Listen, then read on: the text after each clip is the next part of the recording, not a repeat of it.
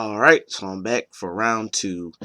So this is going to be about weeks 8 and 9. Week 8 is experiences with dating, relationships while and or before transition, and week 9 is fears about transitioning.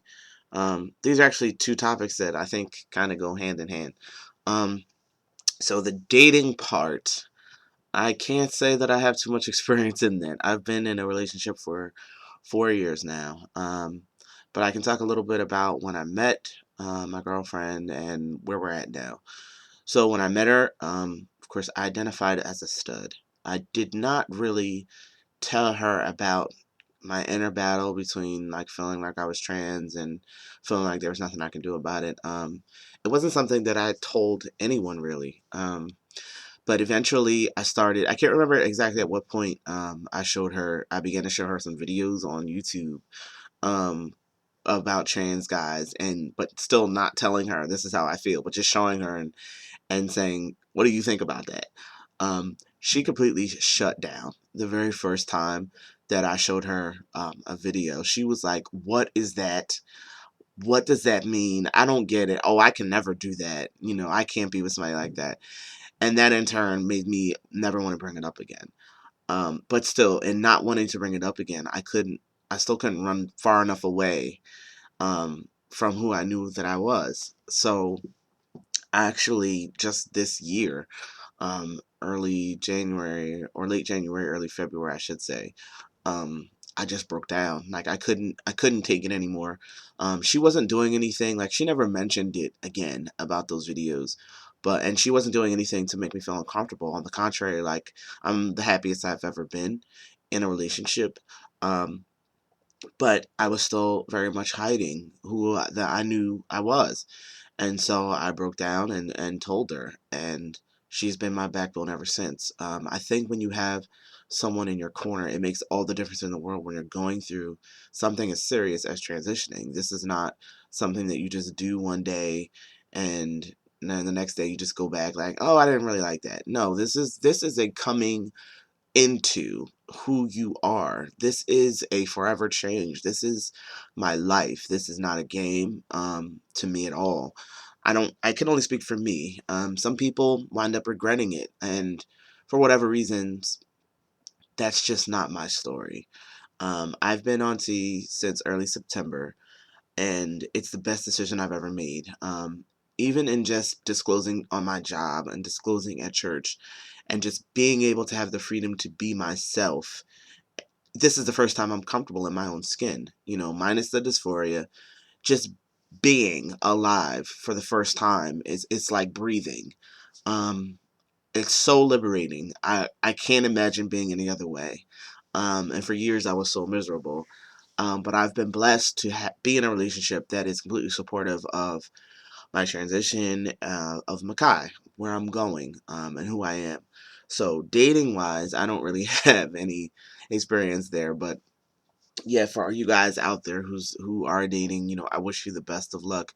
I would encourage people to be honest. I mean, certainly you don't have to tell somebody right up front. It's not like the focal point of a conversation you would have with somebody you're just meeting, but I think it's important to be honest with people that you are dating.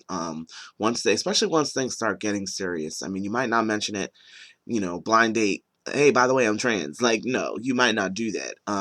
But I think as things pick up, as you're dating, it's definitely something that you should mention because you just don't want to be dishonest to people. I mean, I would, I would probably flip out, on somebody if, I started falling in love with somebody and, then you find out something very serious is like, it's just not true. Like they presented something that wasn't true to you.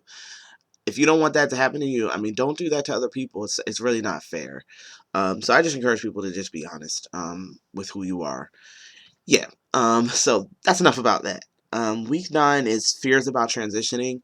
My biggest fear, I think, is probably echoes a bunch of different people, and that's about being accepted.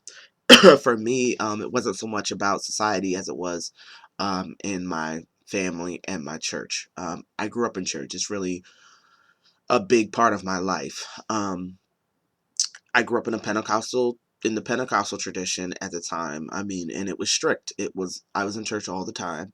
I was not allowed to wear pants. I didn't own a pair of pants until I bought them, which was like my sophomore, junior year in high school. Up until that point, I wore skirts and dresses. That was just mandatory, the way I grew up. So you can imagine that just being, I wanted to bang my head against the wall, not wanting to wear these skirts anymore, but having to. Um, but yeah, so my biggest fear was definitely about being rejected by, the church. I love God. I love the people of God. And, that was definitely on my mind. And I think is one of the major things why I never went through with it until this year. Um, but now I have a bigger appreciation for relationship this way, me and God, rather than this way, me and people. Because I think when you begin to hold the opinions of people higher than you hold your God, or, whomever you serve or find to be divine or spiritual, you're going to have some real issues, because people can really mess you up in life. For me, I held, leadership in the church very, very high. Um, so much that if they told me to just jump up and down, I would, because they hear from God. You know what I mean?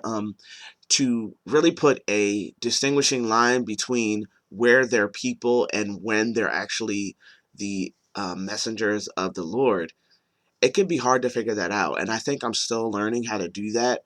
Um, but my transition has been so liberating, even in the spiritual realm. It's really, really incredible.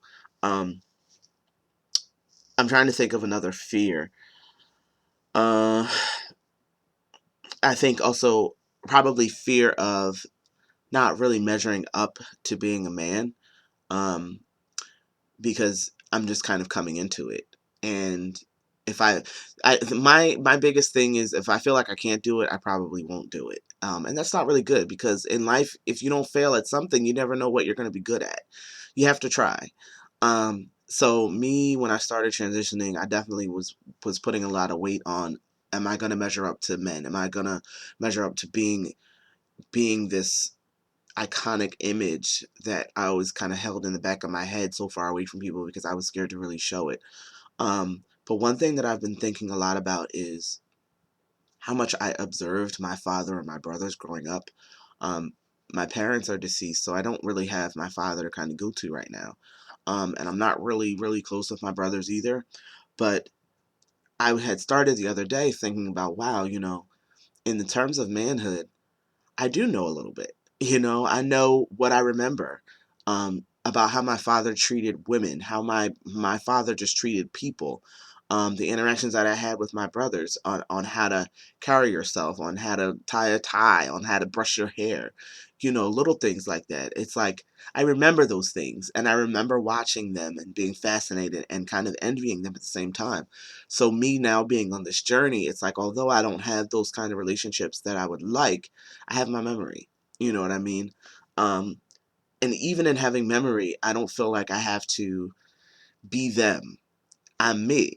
You know, I can be the best me I want to be. I can do whatever I want to do, because I'm my own man. I'm not my brother. I'm not my father. I'm not my friend. I'm not that trans guy over there. I'm Mekhi. I'm me. So this is my manhood. This is how I define myself. This is what being a man means to me. Um, yeah, so those are two of my fears. I wound up talking really long, so that kind of bothers me. But anyway, I hope that my two videos tonight, being your Friday guy, have been useful. And I look forward to talking to you next week. And next week's topic is what? Week 10, passing. That should be interesting. Um, I won't get started talking about that because I'll probably keep going. But anyway, you guys enjoy the rest of your weekend. Enjoy the new year, like I said in my last video, and I'll talk to you soon. Take it easy.